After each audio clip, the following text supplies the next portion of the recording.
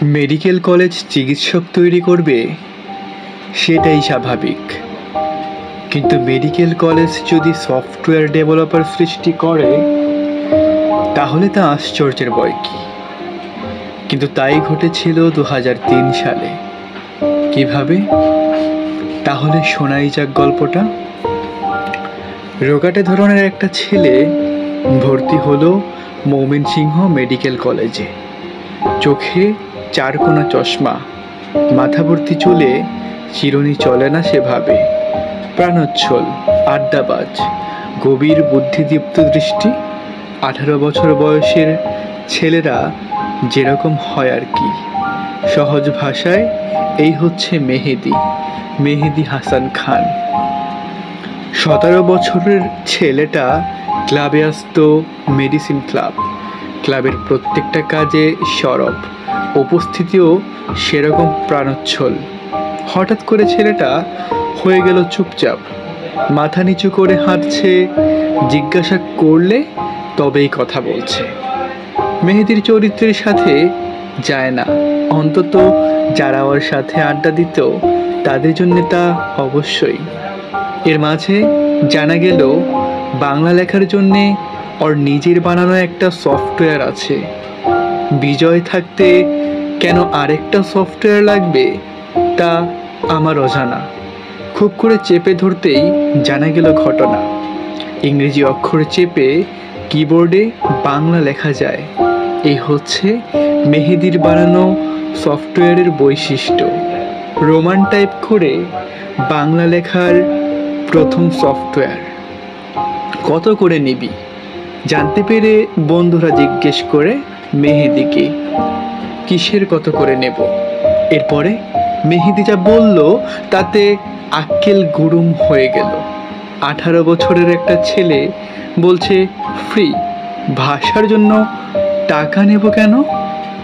হ্যাঁ, এ ধরনের বৈপ্লবিক কথাবার্তা এই বয়সেই মানায়। কারণ এই সফটওয়্যার তৈরির কাজটাও যে লেখনী জগতে এক বিপ্লবেরই সামিল। এর পরের সময়টা মেহেদীর আত্মনিবেদনের, বিপ্লবকে সফল করার প্রতিজ্ঞা। দুর্ধর্ষ 18 বছর বয়সটাকে দরজার ওপাশে আটকে হস্টেলের একটা রুমে নিজের পৃথিবী বেঁধে ফেলে মেহেদী তখন গোটা পৃথিবীর জন্যে বাংলা ভাষাকে উন্মুক্ত করে দেওয়ার যুদ্ধে নেমে গেছে। রুমে না গেলে ছেলেটার সাথে দেখাও হয় না। কলেজ ক্যান্টিনে নাই, মাথার চুল ছিঁড়ে দিয়ে বাড়তে দিয়েছে। থুতনির নিচে ফিনফিনে দাড়ি গজাচ্ছে, চোখের নিচে কালিটুকু হয়ে যাচ্ছে স্থায়ী। এর মাঝে আছে মেডিকেল নামের রোড রোলার। তাবৎ বিজ্ঞ শিক্ষকেরা ঘোষণা দিয়ে জানিয়ে দিলেন এ ছেলে মেডিকেলের অনুপযোগী। বিজ্ঞ শিক্ষকেরা বলে দিলেন সময় থাকতে মেডিকেল ছেড়ে দিতে। মেডিকেলের অসহ্য দম বন্ধ করা পৃথিবী মেহেদীকে চেপে ধরেছিল আষ্টে পৃষ্ঠে। মরে যাওয়ার কথা ছেলেটার। একদিকে নতুন আইডিয়া, তার স্বপ্ন, আরেকদিকে মেডিকেল। অসম্ভব অস্থিরতা কাটাতে যখন রাতে একটু রাস্তায় হাঁটতো মেহেদী, তার একাকী পথের সঙ্গী হতো হস্টেলের সার্মেয় বাহিনী। মেহেদী আটকায়নি। সৃষ্টি সুখের উল্লাস প্রথম সফল হয় 26শে মার্চ 2003-এ। অভ্রর আবির্ভাব এই দিনেই। মেডিকেলটাও শেষ করেছে সম্মানের সাথেই। আটকায়নি। ময়মনসিংহ মেডিকেল কলেজ অনেক রথী মহারথী চিকিৎসক তৈরি করেছে।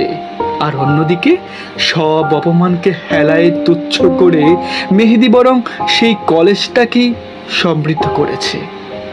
মেহেদী লেগে থেকে এই পৃথিবীটাকে যেটা দিয়েছে তা হচ্ছে মুক্তি, স্বাধীনতা, বাংলা লেখার স্বাধীনতা, ইংরেজি হরফ নিজেই রূপান্তরিত হয়ে বাংলায় মন খোলার স্বাধীনতা।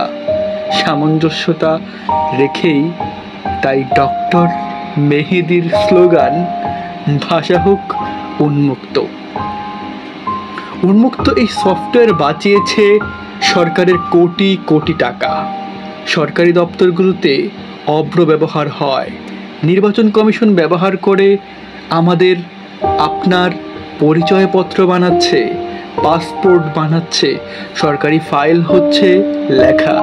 সব কিছুর মূলে ছিল মেহেদির সেই এক রুমের পৃথিবী, একটা ছোট্ট কম্পিউটার আর পর্বত সমান স্বপ্ন। স্বপ্নের নাম অভ্র। অভ্র মেহেদির ব্রেন চাইল্ড। সেই সন্তান আজ আমাদের সকলেরই আত্মা। ডক্টর মেহেদি চাইলে কোটি কোটি পেমেন্ট নিতে পারতেন, কিন্তু না, তিনি তার সকল পরিশ্রম বিনামূল্যে উন্মুক্ত করে দিলেন। চিরকালই প্রচার বিমুখ এই মানুষটি কিছুদিন আগে 21শে পদক পেলেন বিজ্ঞান ও প্রযুক্তি ক্যাটাগরিতে। অন্তত কিছুটা হলেও ঋণ শোধ হলো তার প্রতি আমাদের।